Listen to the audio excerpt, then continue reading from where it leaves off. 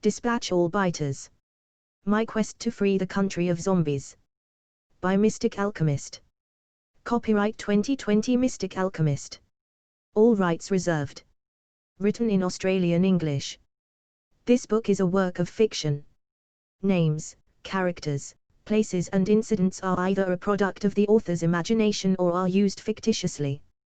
Any resemblance to actual people living or dead, events or locales is purely coincidental. Chapter 11. Helicopter. Nothing ahead on the road and other than Nigel's truck, nothing behind.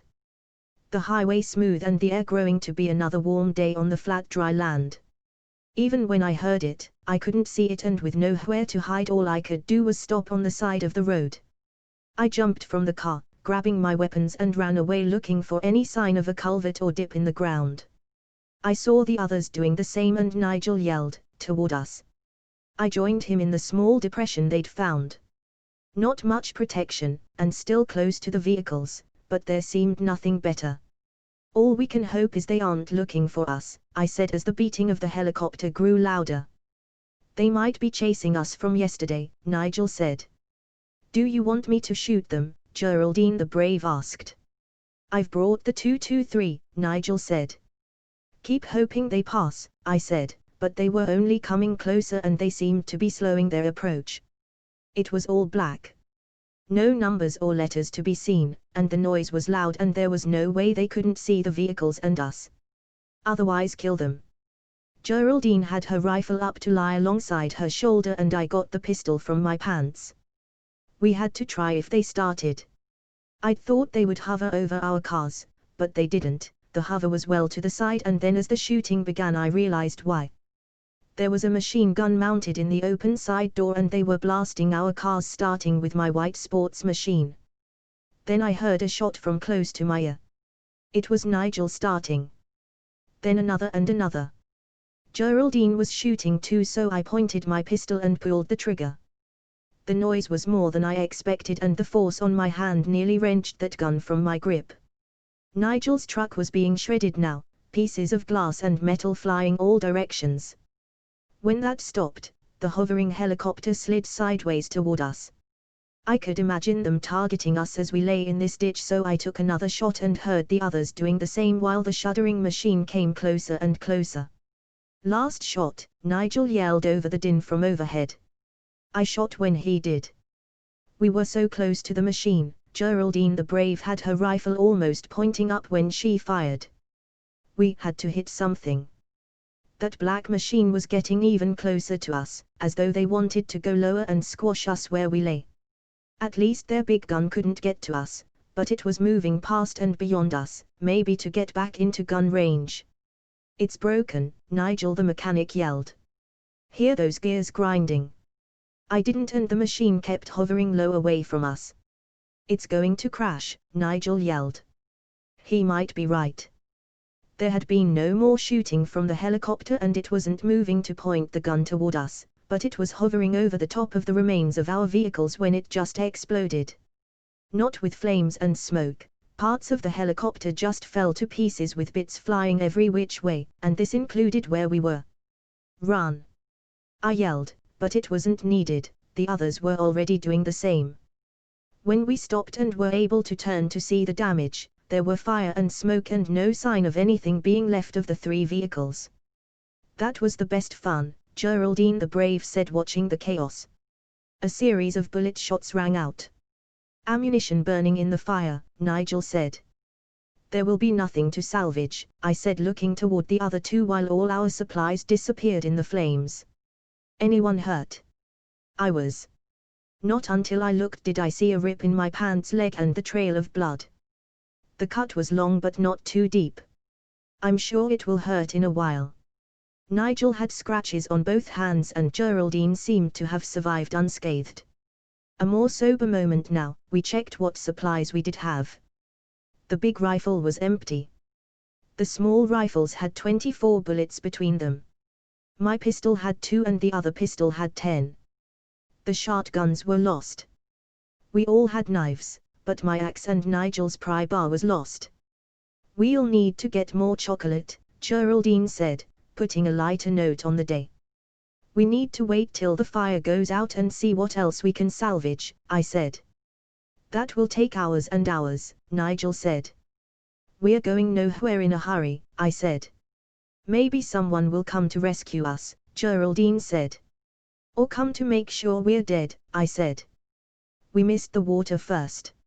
Only an hour and we were looking for it. The fire had subdued, letting us a closer look, but there was not much prospect of anything at all being salvageable. Between the machine gun and the fire, even those things in metal boxes had holes and the foil bags of chips had exploded in the heat. Thirsty and hungry and miles from anywhere. We soon better start walking, Nigel said as he poked at the ashes looking for anything useful hidden down the pile. We need to stay here and capture the next vehicle that comes through, I said. We hide and wait until someone comes to look and we collect their transport and supplies. That's the best, Geraldine said. It'll be easy to hide when it gets dark. She was right. Still hours away, but it would be easier to collect a vehicle in the dark, unless it was a helicopter with heat sensing, but I didn't mention that. We spent some time trying to find the best hiding place, but nothing seemed perfect. My leg was throbbing where it was cut, but I had nothing to put on the wound, no bandage and even no water to clean it. This was grain country, and there was no reason for there to be water troughs if there would have been if it was a cattle ranch. I noticed Nigel feeling his scratched hands over and even Geraldine wasn't as sprightly as she usually was. We were in no real condition to set out on a long walk in search of help. Better to wait. The evening brought relief from the dry heat of the day, but I knew that would soon turn into cold and we had no thick clothes to wear. There was still a small patch of fire and that would offer warmth while it lasted. We heard the truck before we saw it. Small truck like mine, Nigel said as we scampered away from the fire into our best hiding place. Just shoot the people, we need the truck working, I said. The truck stopped a good way from us, and when it set off again I knew exactly what sort of truck it was. The spotlight was scanning the roadside and there would be another on the machine gun. We were dead. I'll hit the spotlight, Geraldine said, her rifle stretched over her shoulder as we all lay on the ground. Nigel was copying her actions, but she fired first. Nothing. Nigel shot. The same. Geraldine was working the bolt and I could hear yelling from the approaching truck and the spotlight was focusing very close to where we were hiding.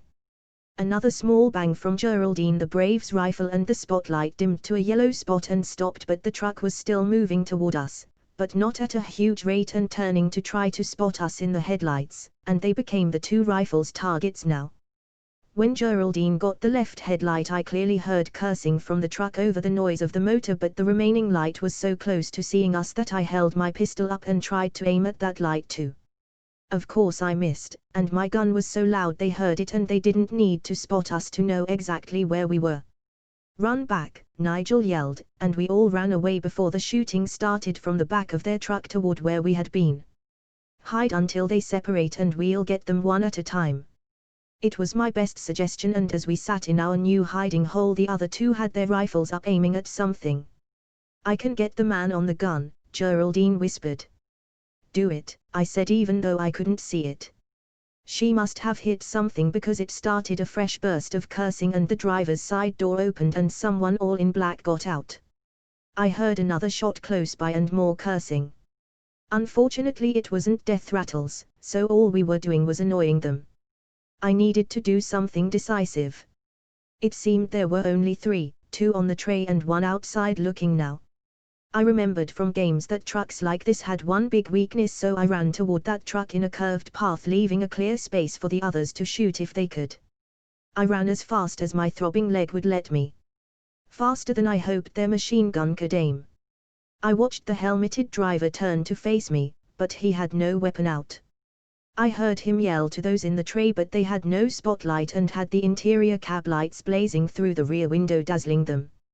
Nearly to the front of the truck, the driver sprinting to intercept me, but I got to the chrome grille of the truck as he came around the side, right into the muzzle of my pistol. I pressed the trigger and he bent over yelling. I didn't aim to kill him, I knew that would be impossible with the body armor, so I copied Geraldine and shot at his crotch. They couldn't shoot the machine gun through the cab of the truck, but the others were still in the firing range. Leaving the driver doubled up yelling on the ground, crunched down, I inched along the side of the truck away from where we had hidden, trying to identify the man with the gun, but the gun was alone, laying slack, and I couldn't see anyone else at all. I needed to tell the others. Driver wounded in front and no one working the gun, I yelled. That had some results, but not what I really wanted, with steps on the pavement coming my way from the back of the truck. Only one bullet left and 2 targets still. Kneeling now, my pistol held in both hands toward the sound of the footsteps, hoping it was only one man. I saw his gun first, a red aiming beam dazzling my sight, my finger pulling the trigger aimed where I thought his weak spot would be, then dropping to my side to get my face out of his sight. He didn't fire and his red beam wandered all over the place, but it had done its damage with my night vision, and I really couldn't see what was happening in the dark around me. All I could think was to try to get his gun from him, the red beam making its location very visible. The other 2 came to my rescue. Still partly blinded, but I saw enough to see Nigel shooting the one with the red beam right under the helmet and up into the brain.